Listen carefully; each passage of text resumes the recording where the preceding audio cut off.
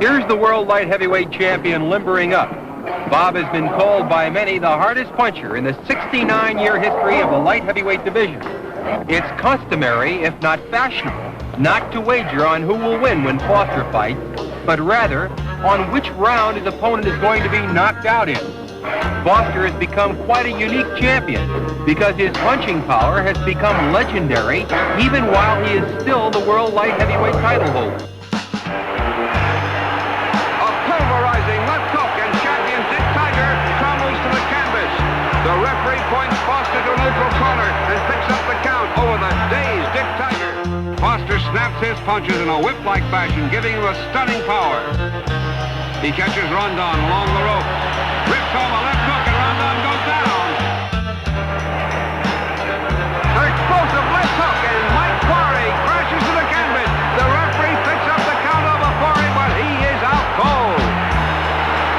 It's all over. Bob Foster retains the light heavyweight championship of the world with a crushing fourth-round knockout of Mike Quarry in Las Vegas, Nevada.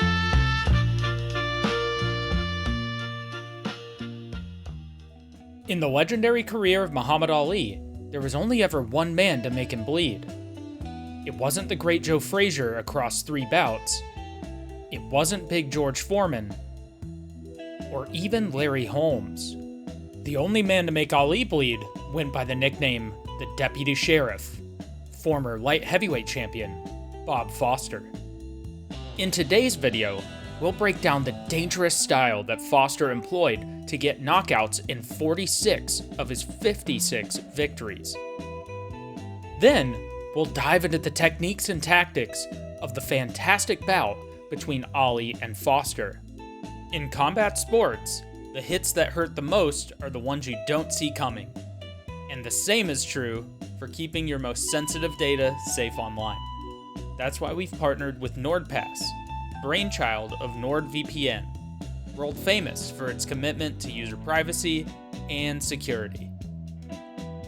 NordPass is a password manager that keeps all of your passwords in one super secure place and syncs them across all of your devices, making logins safe and secure whether you're surfing from a smartphone or a computer. So, if I'm browsing the fight calendar or catching a pay-per-view, NordPass pulls no punches as it lets me seamlessly move between screens without leaving my precious passwords behind. Plus, features like Password Generator and Password Health Tool can help you create ultra-strong passwords while highlighting any potential defensive gaps. Thanks to their state-of-the-art encryption and zero-knowledge architecture, no one can see inside your vault except you. And yes, that even includes NordPass.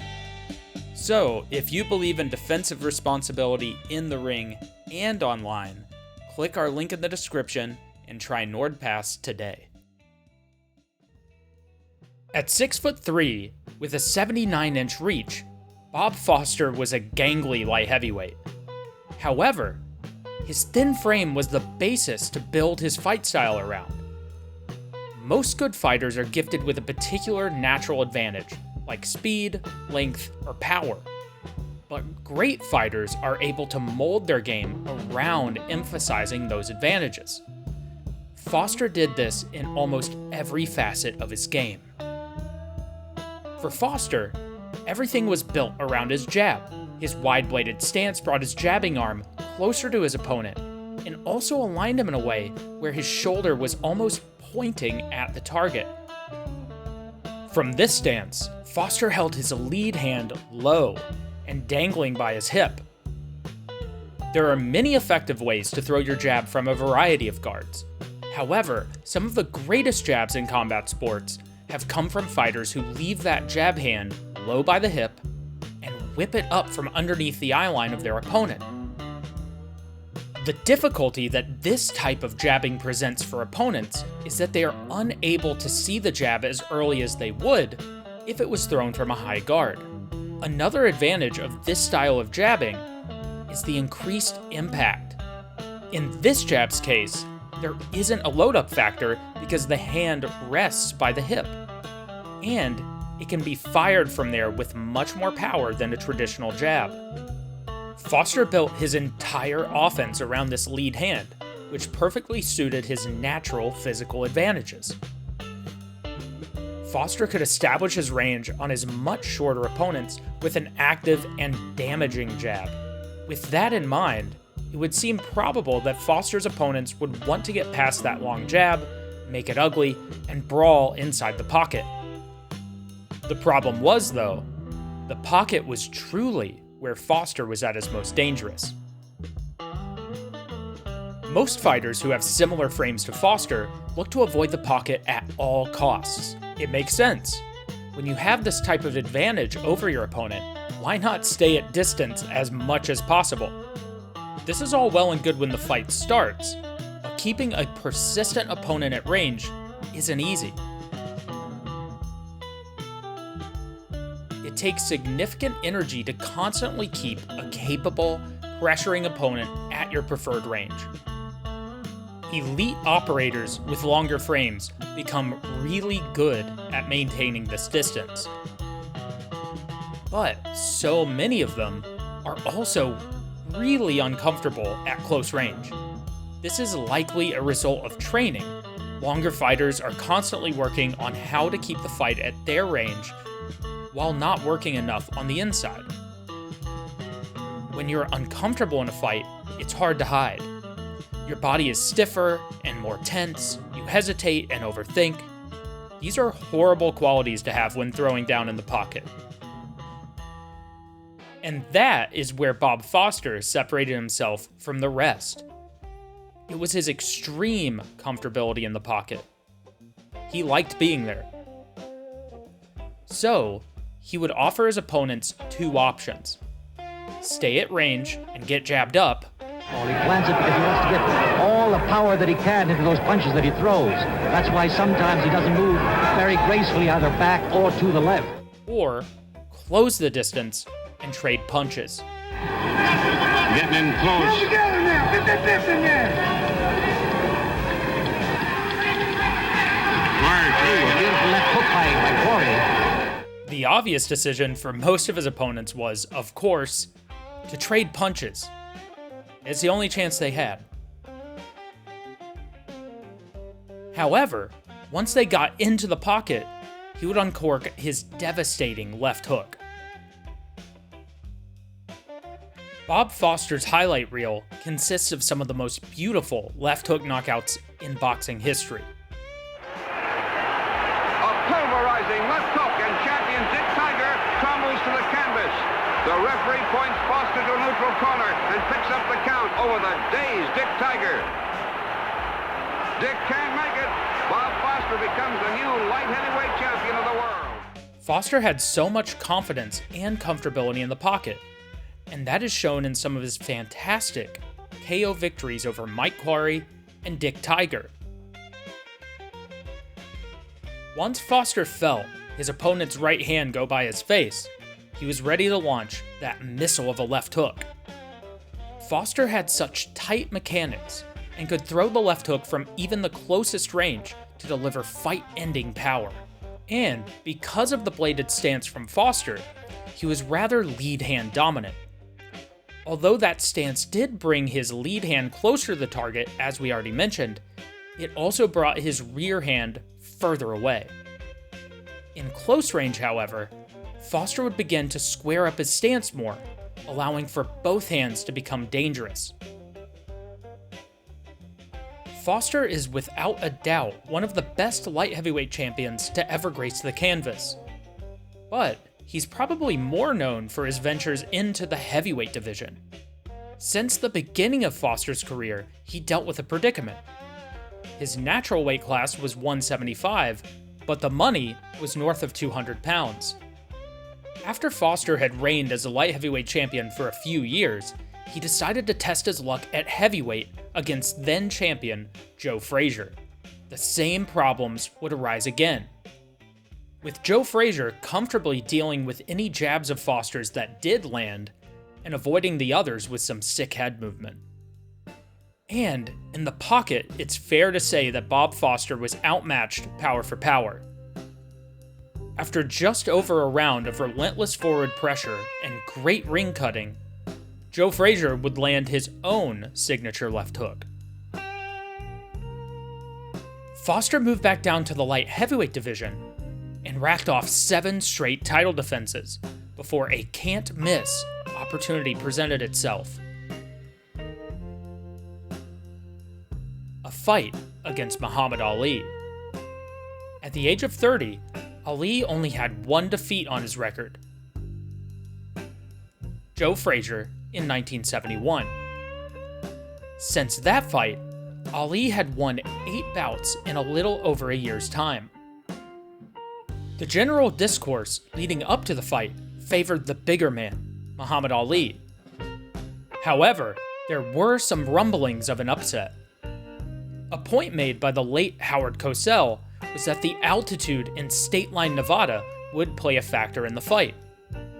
There's been a lot of talk about the altitude here. Foster is accustomed to high altitude. You've been taking oxygen after meeting your sparring partner. What you will see is I won't need the oxygen tonight. I'm ready. Another factor Cosell brought up was Ali's susceptibility to the left hook. Ali had even joked with Cosell before the fight that he was nervous because Foster had such a dangerous lead hand. As you can see, you're terribly nervous, disturbed Muhammad Ali in his dressing room. I don't think I've ever seen you this shaken up, Muhammad. Well, I'm a little nervous because Foster's got a hard left hook. And I've been knocked down with left hooks from Joe Frazier. The bout began with both men testing the range with their jabs. Although the fighters had nearly identical height and reach, Ali was the heavier man by 40 pounds. The Ali shuffle was in full effect as he flicked the jab at an advancing but hesitant Foster. But Bob started to find a home with the body jab, while Ali exclusively targeted the head. Near the end of the first, Ali began to pick up on a tendency of Foster's, bending over at the hip. This motion from Foster was setting up his own jab to both the body and head, while simultaneously taking his head off the center line to avoid Ali's constant jabbing. But don't offer the same look to a great fighter like Ali and not expect an adjustment quickly. Ali would start to lead with the left hook to intercept Foster's lean. He did this on 2 occasions at the end of round 1, and put the stamp on a round that was already his based on activity. The second round started with more jabs from both fighters.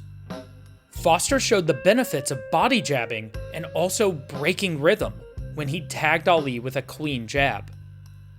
The first punch Foster threw in the second round was a dipping jab to the body, and up to this point, both fighters had been throwing their jabs with a similar cadence, rarely throwing more than one at a time and resetting their stance before throwing another one. Foster broke this rhythm when he dipped low, jabbed to the body, and then quickly jabbed again to the head. This break in tempo can be extremely effective when punching in combination. Many fighters become accustomed to defending punches that happen with a certain rhythm. This is the same reason why same-side combinations can be so effective. When you vary out of the normal traditional order of things, it can surprise the opponent. Both men continued to exchange jabs, with Ali solely targeting the head and Foster mixing it up to the body. Ali would continue to find the left hook as Foster dipped, and he was starting to follow it up with a chopping right hand at the temple. Near the end of the round, Foster would go to the same jab to the body, then the head with great success, again breaking the rhythm of Ali and catching him clean. In the third round, Ali began to toy with Foster, pressuring forward and taunting Foster with light slapping punches. Ali's corner was seemingly unhappy with how he was fighting, shouting, "Stop playing with him, champ." They're yelling from Ali's corner, as you can perhaps hear, "Don't play, champ." But Ali's constant forward pressure was seeming to wear on Foster.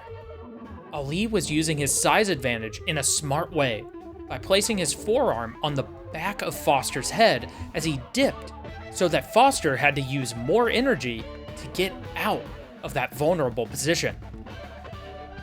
This is another example of a calculated, in-fight adaptation for Ali. He first found the left hook to intercept the dip, and then he found a way to use his size advantage by making Foster carry his weight. As the fourth round began, it was more of the same from Ali. Forward pressure on Foster and trying to wear him out with size. Foster started to move his feet more and returned to jabbing range, where he started to land some very clean, fast jabs on the counter with Ali throwing rather lazily and not moving his head. Foster really started finding the home for his jab to the body and head in the beginning of the round. Ali sprung into action near the end of the round with consecutive 1-2s, which were largely avoided by Foster. Round 5 was the round which, in pre-fight interviews, Ali predicted he would finish Foster. And your prediction is? Round 5, it was 8. But he kept talking jive, so I cut it to 5. The bell for round 5. This is the round Ali said today that he would finish off Foster. And he intended to keep his word. Ali came out throwing with much more intent in his right hand. And as he was closing the distance and crowding Foster, Foster stuck Ali with a stiff jab. Foster followed up with another jab, which appeared to have missed, but the leather of the glove just caught the skin above Ali's left eye. And for the first time in Ali's 40-fight pro career, he was cut. This could have been the turning point for a lesser man, but when faced with a new kind of adversity, Ali stepped on the gas pedal and began taking it to Foster. Since Ali had trouble finding his 1-2 combination because of Foster's dip, he had switched to a 3-2, or the cross hook. The lead hook was finding the target more frequently than the jab, and it was also giving Ali a feel for where Foster's head was to line up the right hand.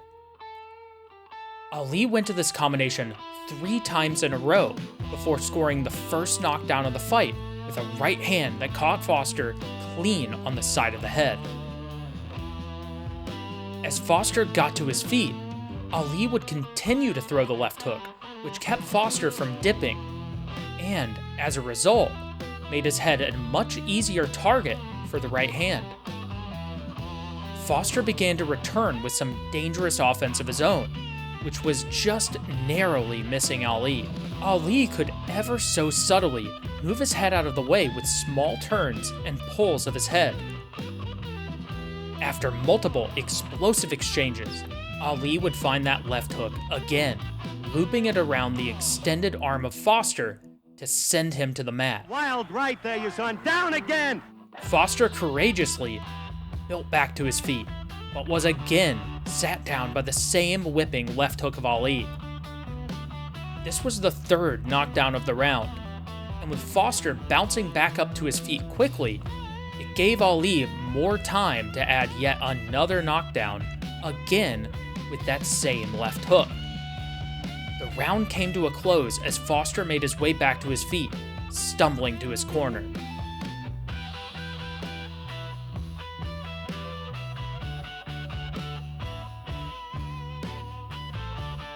After a rather uneventful 6th round, where both men recovered from the action-packed 5th, the 7th began, and Foster seemed like the much fresher fighter, with great snap on his shots as Ali was throwing more laborious punches.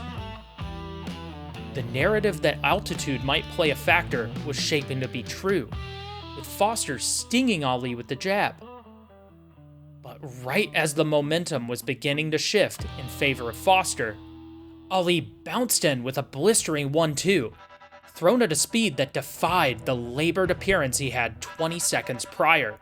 Bob's dips were way less exaggerated as the fight went on, whether that was due to Ali's left hook, which was punishing the dip, or if Foster was starting to fatigue. Either way, it allowed Ali to land a picture-perfect 1-2 combination that sent Foster down for the 5th time of the bout. To his credit, Foster once again got back to his feet And as Ali was stalking, looking for a finish, Foster landed his cleanest punch of the fight, with a crisp right hand set up by his jab. In a showcase for his granite chin, Ali ate the punch, and then mocked Foster by acting as if his legs were wobbly. While Ali was certainly more known for his slick head movement, his chin was one of his most underrated attributes.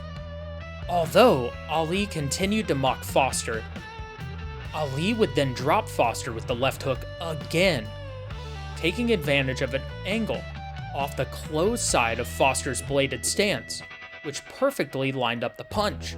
It also put Ali in a position where he could deal out damage with no potential threat of a return from Foster.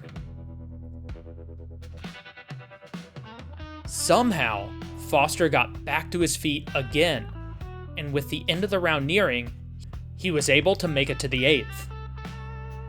Foster has shown his toughness time and time again throughout the fight, but that toughness had reached its capacity.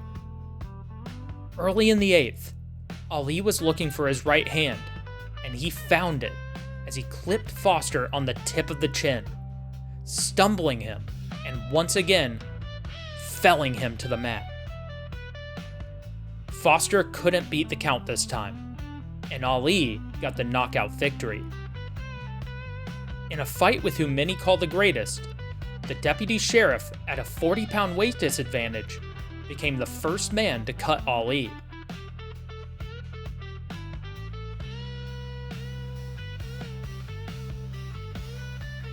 Although Bob Foster's career was a very successful one, he is a largely underrated figure.